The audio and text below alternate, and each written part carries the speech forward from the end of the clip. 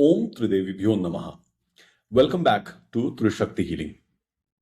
Are you one of those people who still think that Jyotish doesn't give you any results?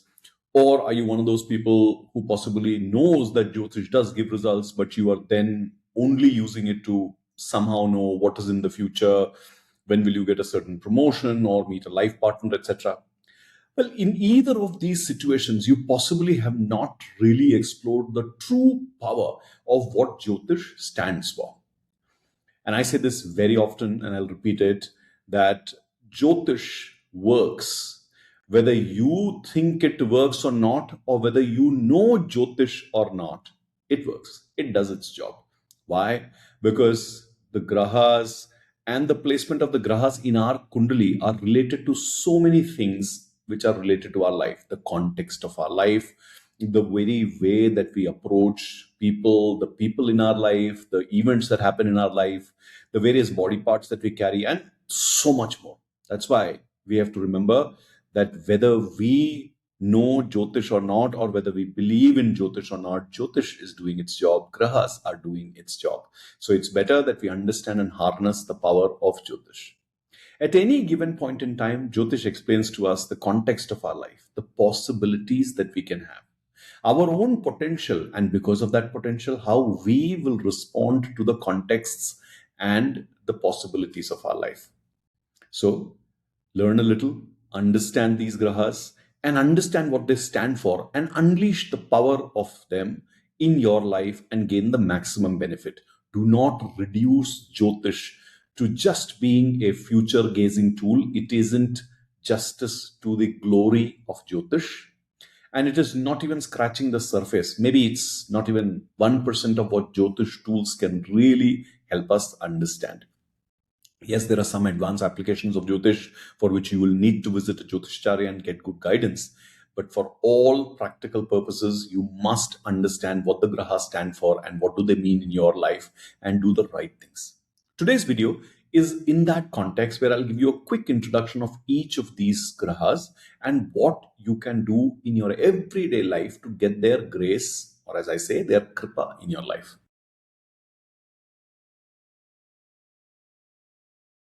Let's begin with understanding Surya, or sun.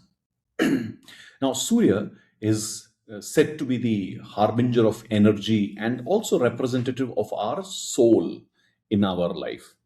Surya also represents our father, any authority figures, a guru also, in if we don't have a father, or if you see in the authority sense of guiding our life. Surya is also a symbol of our own willpower, and to that extent our ego, our core identity, our own consciousness. Surya also represents people around us who are in positions of power, government authorities, people in uniform, those who have authority, etc. Surya also can foretell the kind of leadership approach that we will carry in our life. Surya is connected to our heart, our bone structures, the health of our eyes, especially the right eye, and overall vitality of our body. Any weakness, or as we say, any bad drishti, any bad positioning, or the shadabala of sun being low, can cause several issues. The first and foremost is that we will appear to be dull. We won't have energy. Our connect with our own soul, our connect with our father, our connect with authority figures can suffer. We can be directionless in our life.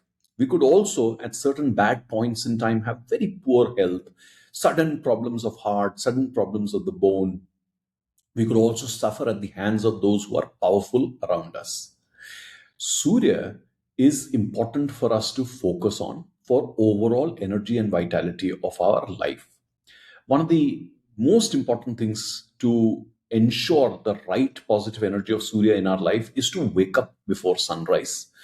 And many people believe that they should give argha, which is offer water to the sun. If you see, when we offer water to sun and we look at the sun's rays through water, water is doing exactly what a prism would do. It distributes the rays of the sun into its spectrum, into the 7 colors, and those colors in turn are charging our chakras. It's a very positive and very powerful ritual that we must do.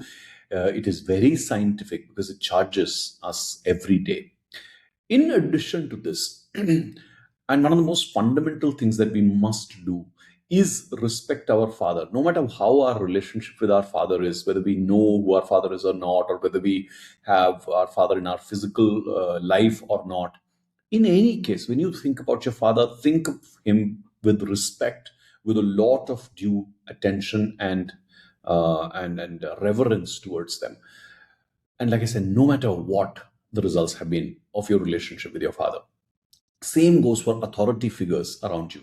You have to have a sense of respect towards them. If you don't, no matter what remedy you do for Surya, it is really not going to work.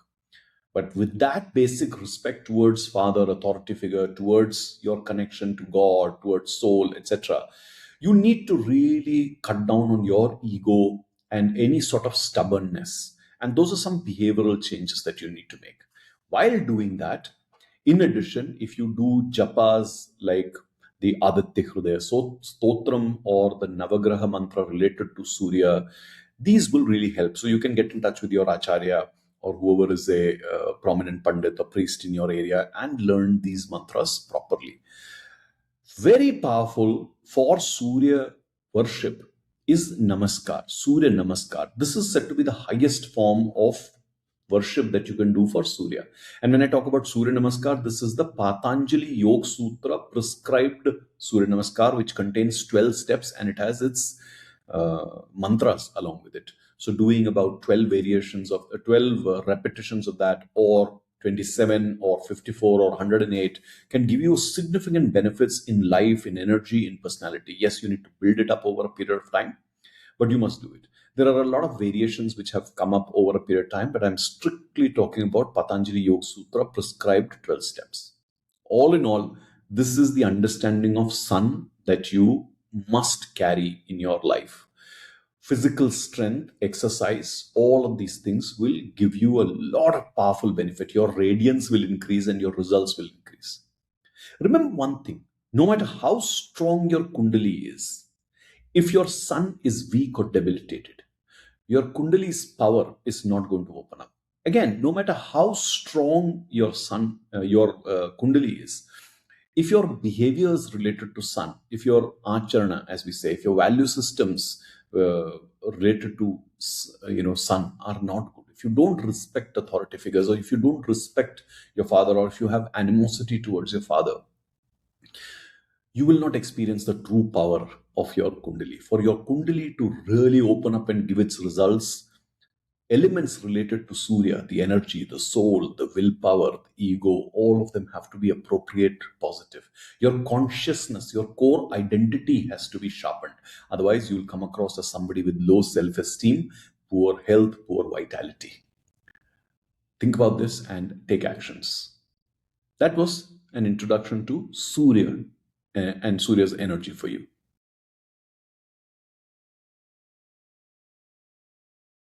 Now, let's talk about Chandra, the second luminary and a very important planet at that.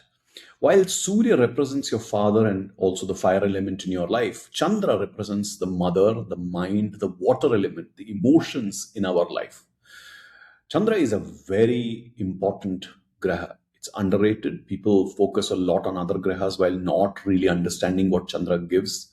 Because fundamentally, you need to understand Chandra, the manas, and emotions, your subconscious, your intuition, your maternal instincts. They are all very critical to your life.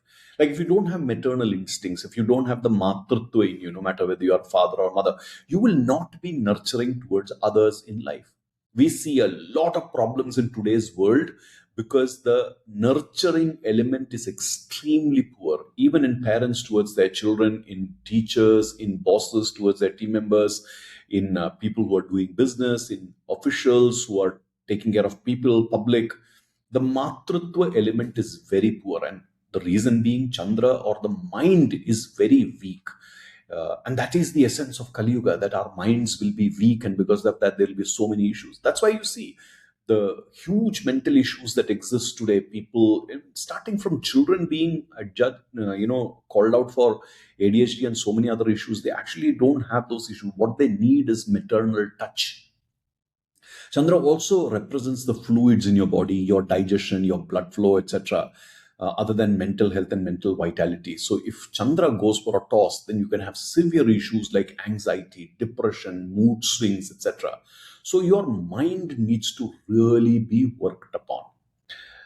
Yes, you need to respect your mother. And yes, you need to respect anyone who brings that maternal care and love and affection towards you. It could be anybody who's offering care and affection to you, whether temporarily or for a longer period of time. You need to respect them. Without that, your mind will not be in the right place. We've also seen so many people having issues with respect to the lunar cycles, when the Shukla Paksha or the Krishna Paksha is there, the waxing and the waning of the moon. When those cycles happen, a lot of people have issues of mental health. In all of those cases, if your mind isn't strong, you will have serious issues. And that's where yoga comes in prominently. While for Surya, you can make do with other exercise, and you really need just Surya Namaskar there. But for the mind to be healthy, you need all the aspects of the Ashtanga Yoga: Yama, Niyama, Asana, Pranayam, Dharana, Dhyana. And that's where you'll be able to become totally ekagra and focus and get to a state of pratyahar and eventually experience samadhi. Because ultimately, it's the mind which has to go into that pratyahar and samadhi avastha. So all of those pillars of Ashtanga Yoga are extremely critical. If you don't do these, you will have big challenge. Very important also and very powerful remedy is any japa related to Shiva. Mahadev is the one who has saved moon, and there is a long story around it, how moon or Chandra was cursed by Prajapati himself, and then Shiva rescues them. So for us also, our mind gets rescued, our inner sense, our emotions get rescued if we bring our complete attention to Shiva. So those are a few things that you need to keep in mind. Now, before I move on to the next graha, something very important and critical about Chandra and the connection of Chandra to some other grahas. Please pay very close attention to this. Now, strengthening Chandra or the mind is not just about Chandra, it's about so many other things. Unlike all the other grahas, moon, the mind, and the emotions impact so many other things. Like Chandra has the ownership of Karka Rashi. In Karka Rashi, Guru or Brihaspati becomes exalted and gives very powerful results. What is Guru? Guru is the wisdom in our life, and it's the kripa in our life.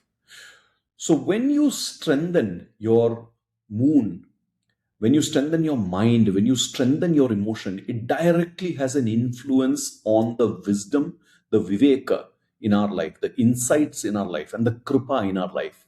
Right? So strengthening Chandra also brings you blessings of Guru. The story doesn't end here. When Guru's blessing comes into your life, or Brihaspati's blessing comes into your life, something else also happens. Jupiter owns Meena Rashi, one of the two Rashis it owns. And in Meena Rashi, Shukra, the other Guru in our Kundali, even though it is the Daitya Guru, it's still a Guru, Shukra becomes exalted. Shukra also gives us significant guidance about material life, about luxury, about expression, about art, about nice ways of living our life. When Jupiter becomes positive, you also get a positive impact on Venus, because when wisdom comes, when the kripa comes, when viveka comes, when our intelligence is working in our favor, we will also get all the other positives of the material world of Shukra coming into our life. Again, very powerful impact. Again, the story doesn't end here. Shukra owns the Tula Rashi. And Tula Rashi is where Shani becomes exalted.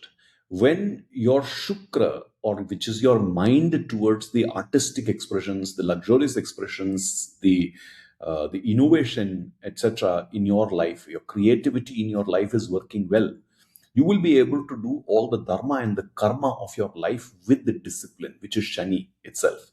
So Shukra has a great role to play in the energy of Shani becoming balanced. And when Shani becomes balanced is when we get some very powerful results in our life. This is why I say moon or Chandra getting strengthened in our life is extremely important on so many other counts. It brings a positive impact on Brihaspati. Brihaspati brings a positive impact on Shukra. Shukra brings a positive impact on Shani. Now, this is not going to happen overnight. It takes 3, 4, 5, 10 years sometimes to balance out your mind and get all of these benefits. Sometimes that's why they say spiritual sadhaks who've consistently and in a disciplined way listened to the adesh of their guru and practiced sadhana for at least 3 to 5 years, they start seeing significant benefits from other planets. Because what is spiritual sadhana? Spiritual sadhana is, or sadhana as we say, is man ko sadhana, jivan ko sadhana, tan ko sadhalena, which is tightening up your mind, your body, your life itself. So when we tighten up our mind, body, and life, you see so many benefits. You see wisdom, kripa coming in our life because of Brihaspati. You see expressive intelligence, innovation coming in our life, good ways of living, material well-being coming from Shukra, and you see the actions of dharma and karma coming up and discipline coming up from Shani and the blessings there. So significant benefit. Pay attention to your Chandra. Strengthen your mind in general, in all ways. That's why you need to fix your value systems. You need to fix your behavior. The biggest problem of today's world is the mind being fickle and weak and disloyal and suffering from all addictions, bad food, drinking, smoking, and so many other such drugs and things that we people are doing. That's why people need to change their life. Without that, there is no rescue for humans. So that was Chandra and the power of Chandra for us.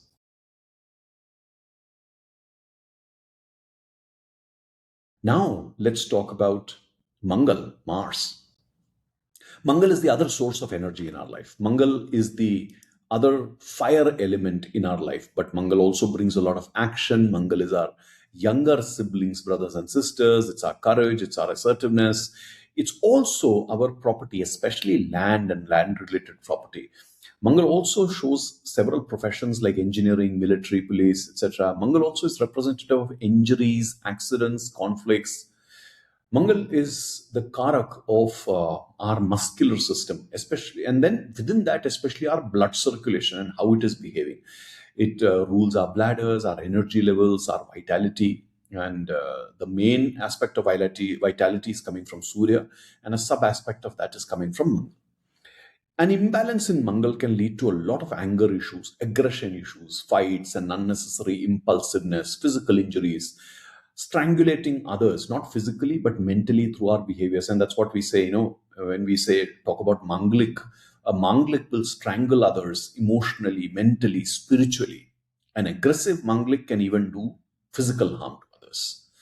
So Mangal is very important to be balanced. Obviously, exercise helps, like for Surya, the father file element. Proper exercise, proper food, sattvic food will help here.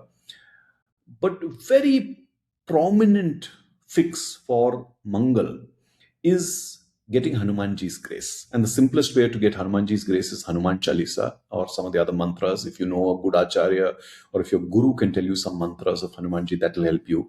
Hanumanji's grace can help you from all the ill effects of Mars and Shani, Mangal and Shani. So very important to get Hanumanji's grace. Because Hanumanji ultimately, if you see, he's the harbinger of all knowledge, discipline, loyalty, and all the good ways of living life, sattvic, dharmic, karmic ways of living life. And then Shaurya comes in. So when you pray to Hanumanji, you get all the qualities of Hanumanji, and then you are able to perform much better in life. But again, like I said, that sadhana cannot be like 10, 15, 20 days. It has to go on for years because Hanumanji needs to know that you are really serious about what you're doing. Yes, you can sometimes get results faster if Hanumanji sees that you're absolutely earnest and if you've changed your ways and your behavior. No sadhana works unless you have changed your thinking, feeling, behaviors, and your physical health and environment.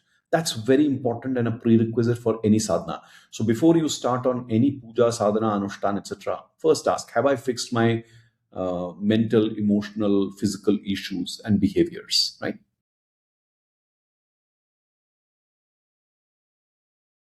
Now let's talk about Buddha or Mercury. Now, as much as we had spoken about the mind through the moon lens and Chandra, the Buddha or Mercury brings in the intellect or how we deal with life, our communication, our friends, our speech, our logic, our adaptability, our analytical abilities, our ability to deal with our career, our business, etc.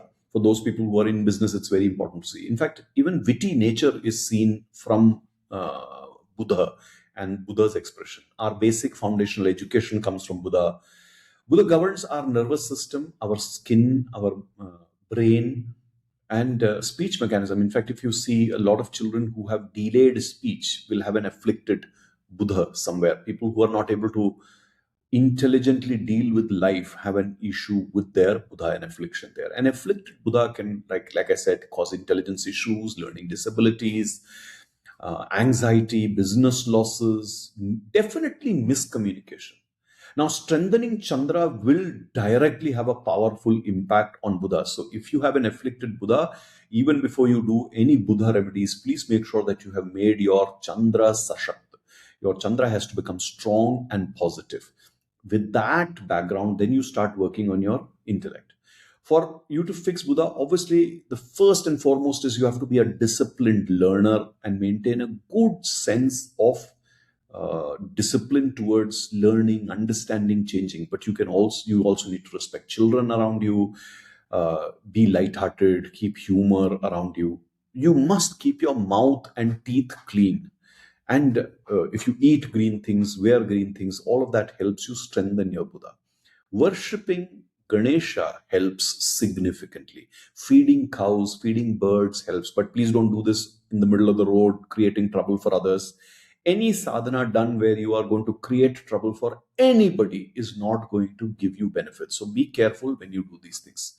But again, for Buddha, one of the most important things that I said is first make your Chandra Sashakta.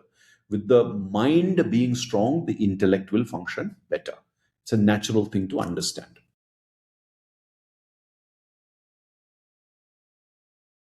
Now let's move to Guru. Guru is the harbinger of all wisdom and luck in our life. And like I had said, if Guru is strong, it will also have positive impacts on Shukra. So, Guru, the representative of wisdom, higher education, our expansion, growth, it also represents our wealth, children, spiritual guidance, mentors, fortune, etc. With a good Guru, you can really progress well in life. If you have a good Guru, it isn't afflicted or doesn't have low energy, then your liver will function well. Your fat regulation is there. You will not put on too much weight. Your kidneys will work fine. Otherwise, you can have problems in all of these areas. A weak or afflicted guru can severely impair your judgment. It can cause serious issues with the way you understand and operate in life. It can also cause financial struggles. It can cause struggles with power and authority in relationships.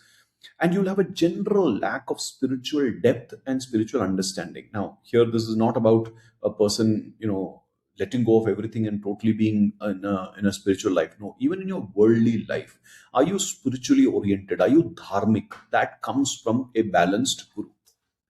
Vishnu Upasana really helps those people who have a guru related issue.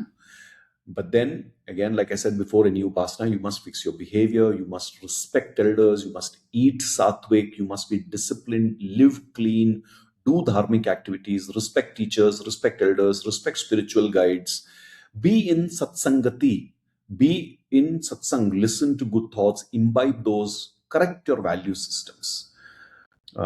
Many people do remedies with saffron, turmeric, etc., using them as tilak, offering them to God. Worshipping Shiva really helps. But the biggest is you need to really seat yourself in wisdom. Again, fixing Chandra, fixing your mind, fixing your subconscious, healing yourself, becoming grounded, grounding your emotions, emotional intelligence really helps with strengthening Brihaspati or Guru.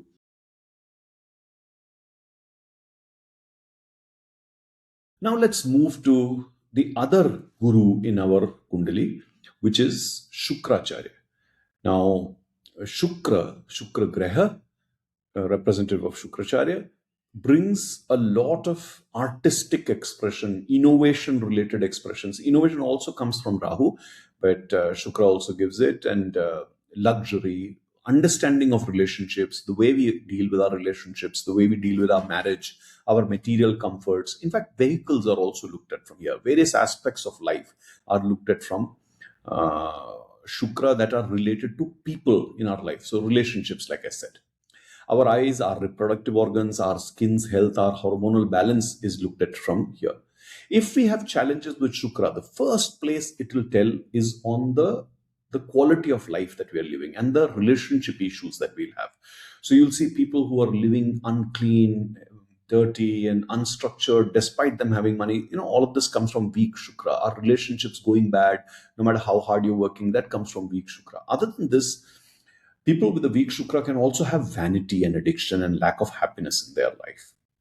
So, to strengthen your Shukra, you must be disciplined and keep your environment very clean. Wear clean clothes, keep your basic hygiene correct before you do anything else. And you have to have that mind calm and sorted. So, again, Chandra helps, and the more wisdom and clarity that you have in life, the more you'll be able to get positive results of Shukra. So, Brihaspati has to be strong.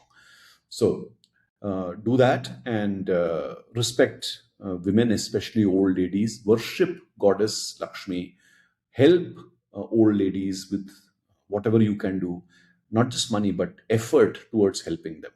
Wearing natural fragrances, keeping your body clean, hygienic, all of these things work towards strengthening Shukra. Even when you are out there in society, don't spread dirts, don't spread garbage. All of those things you need to keep in mind.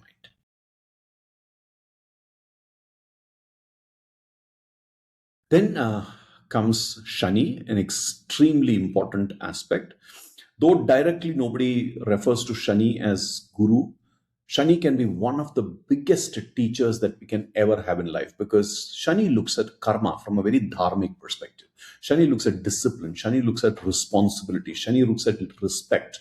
Shani looks at endurance. Shani looks at patience. Shani looks at discipline. So many aspects of it.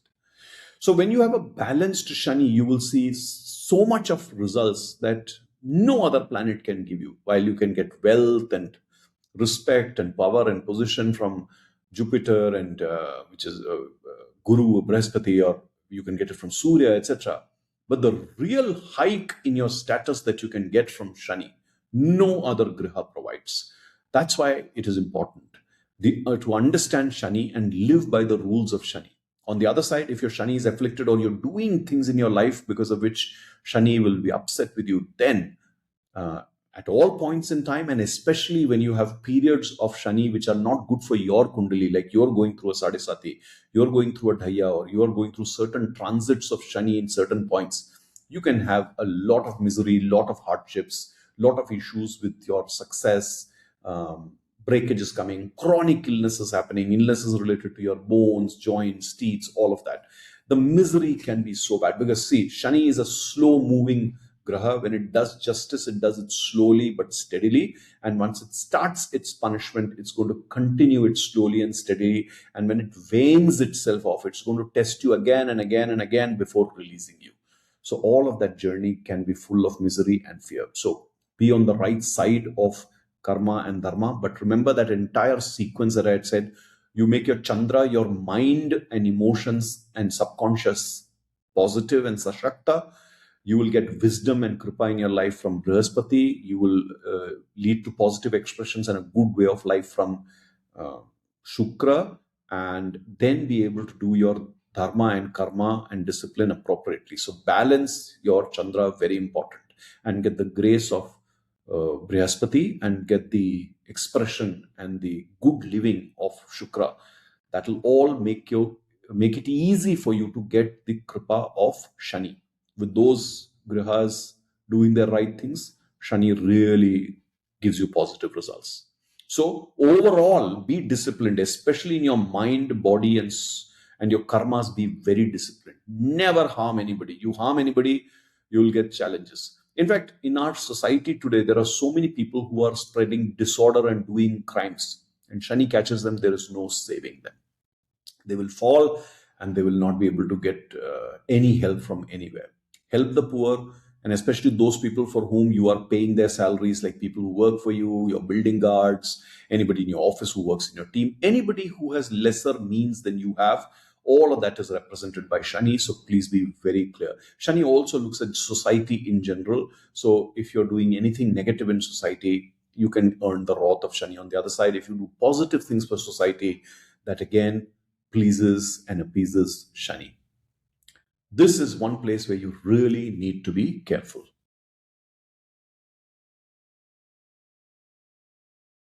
That brings us to Rahu, the representative of karma and ambition in our life. Now, karma is shared with Shani. Why? Because in our Shastras, it's also said that Rahu is similar to the Shani of Aquarius.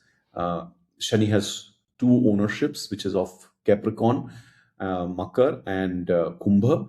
So the Shani of Kumbha is said to be similar qualities, or rather, or Rahu is said to be of similar qualities as Shani of Kumbha, and it also is given co-ownership there. So Rahu also brings us material desires and almost all desires, to the extent of giving us obsessions and even illusions in life.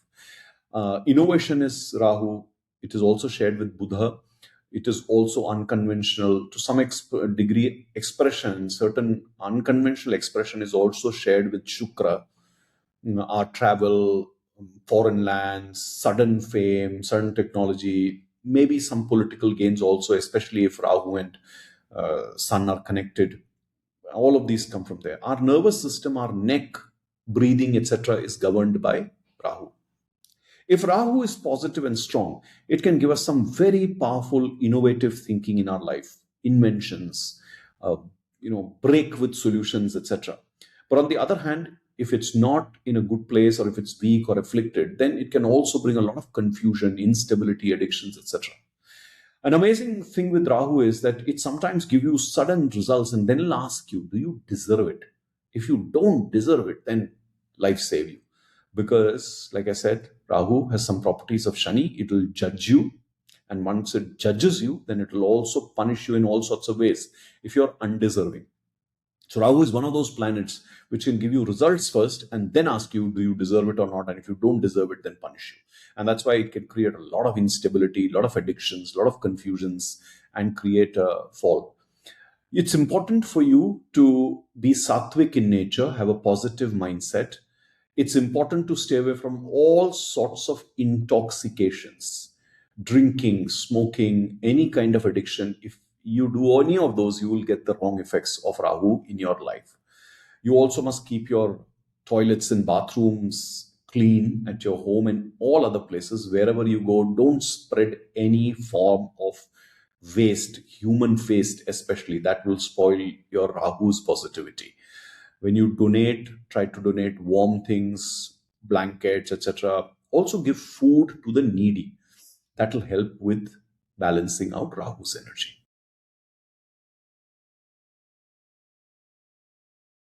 And that brings us to Ketu, the last but a very important planet again, the planet that really talks about your prarabdha, past life karma, what you have learned and mastered in past life, your spirituality, your detachment.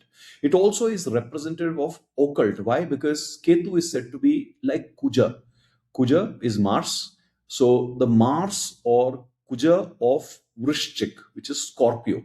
So that's where Ketu's linkage is. So it's a very fiery planet, but it's also very deep, very secretive, can be related to occult, research, detachment, isolation, mathematics. Yeah.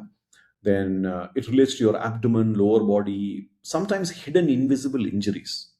If Ketu is good, it can give you a lot of spiritual progress, a lot of cleansing of your karma. It can give you very good material results if it's placed in the appropriate places. But with a afflicted Ketu, it can create a lot of confusion, and it can make you feel lost and completely isolated. Very important for balance of Ketu is Chandra's balance again. If you balance Chandra, the depth that you carry, the subconscious that you carry, because Scorpio or Vrishchik is what? It's also your subconscious. And subconscious is governed by Chandra. If you strengthen your Chandra, again, you will get significant benefits with your Ketu. Worship Lord Ganesha, it will give you benefits. Stay focused on spiritual activities, stay grounded, stay humble, stay simple. Those are some behavioral changes you need to make. Dogs are representative of Ketu. Feeding dogs, taking care of dogs is important. There are a lot of people today who have done a lot of harm to canines. Ketu's negative drishti will come on them and can be a serious issue.